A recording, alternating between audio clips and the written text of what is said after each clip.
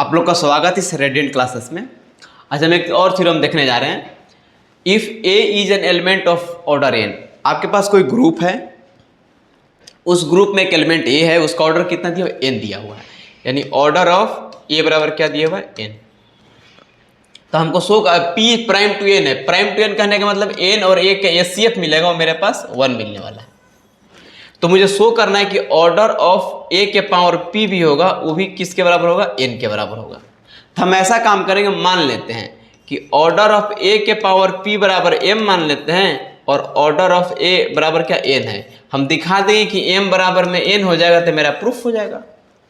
एक चीज और हम इस्तेमाल करेंगे, वो क्या इस्तेमाल करेंगे समझेंगे बात को, कि ए और बी का एचसीएफ अगर जो डी आता है तो हम डी को लिखते हैं ए एक्स प्लस बी वाई, इस फॉर्मूले को इस्तेमाल करेंगे। लेकिन यहाँ डी नहीं है, मेरे पास 1 है, तो 1 को क्या लिखेंगे? N X plus P Y. इस स्टेटमेंट को हम एक बार यूज करेंगे और इसमें नया कोई इस्तेमाल नहीं करना है। आइए इस प्रूफ को देखते हैं।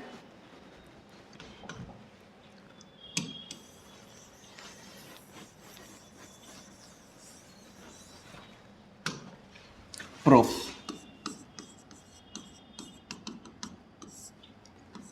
let G be a group with identity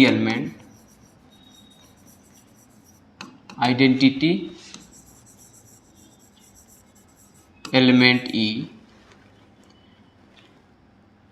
let A belong करेगा G में, B any element, let and order of a बराबर में n and order of a के पावर p बराबर में m है। तो then we have to prove that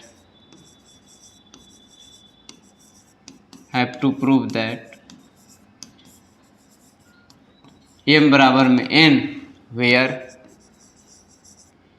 n और p का एचसीएफ क्या दिया हुआ है? 1 है।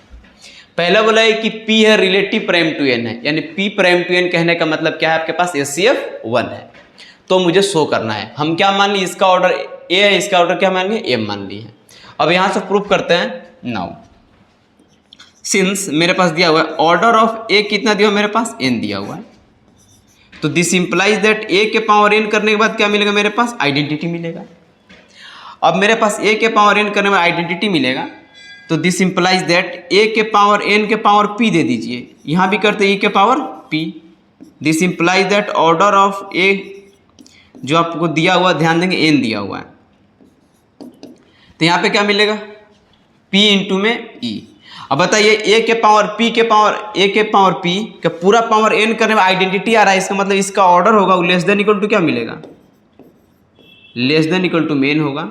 तो दिस इंप्लाइज इसका ऑर्डर क्या माने थे? m माने थे, तो मानेगा m less than equal to m, equation number first.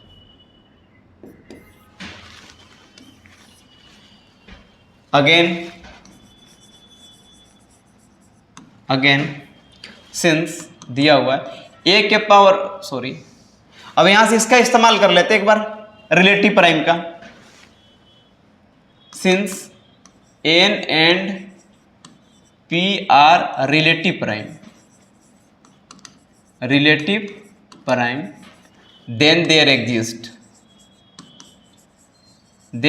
exist integer x and y such that nx plus py बराबर में 1। तो वी हैव a के पावर 1 को क्या लिख सकते हैं? a के पावर nx प्लस py। तो a का जो वैल्यू मिलेगा मेरे पास, यहाँ क्या मिलेगा? a के पावर nx इंटू a के पावर py, a बराबर में a के पावर n इंटू में x इंटू a के पावर p इंटू में y। तो a का जो वैल्यू मिलेगा, देखिए a के पावर n करने के बाद क्या मिलेगा? आइडेंटिटी। क्यों? क्योंकि a का ऑर्डर मेरे पास क्या है? n है। तो यहाँ मिलेगा e के पावर x इंटू में a के पावर p इंटू में y। तो a का वैल्यू क्या मिल गया? a के पावर p इंटू में y। नाउ अब a के पावर m का वैल्यू क्या मिलेगा? दिस इंप्लाइज दैट ए के पावर पी का पावर वाई का पावर क्या मिल गया मेरे पास m।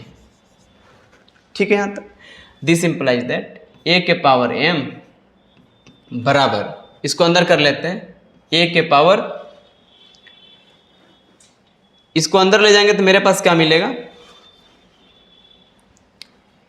ए के पावर p के पावर m, बाहर क्या मिलेगा मेरे पास y। अभी इसका ऑर्डर क्या हुआ देखिए, तो ए के पावर m करने के बाद देखिए इसका ऑर्डर m माने तो इसका पावर चढ़ाने के बाद क्या मिला, आइडेंटिटी मिलेगा। तो ए के पावर m बराबर में ई के पावर क्या मिल गया y, तो ऑर्डर ऑफ ए होगा वो क्या मिलेगा, लेस देन इक्वल टू में m, n बराबर क्या मिलेगा, n less than equal to में m। Equation number second from equation 1 and 2 से, from equation 1 and 2 we get, एक और दो से मेरे पास क्या मिलेगा, n बराबर में m, that is order of a बराबर में ऑर्डर ऑफ a के पावर p। इस तरह से करके थ्योरम को हम लोग प्रूफ करते हैं। यहाँ पे देखेंगे a के पावर p के पावर m करना आइडेंटिटी क्यों आएगा, क्योंकि a के पावर p का ऑर्डर क्या है, m दिया हुआ है, तो a के पावर p के पावर m करने बाद क्या मिलेगा, आइडेंटिटी। इस तरह से करके थ्योरम को हम लोग शो करते हैं। इसमें एक ही चीज़ है, इसको याद रखिएगा। चलिए इस वीडियो को देखिए, एंजॉय कीजिए, मिलते हैं नेक्स्ट वीडियो में।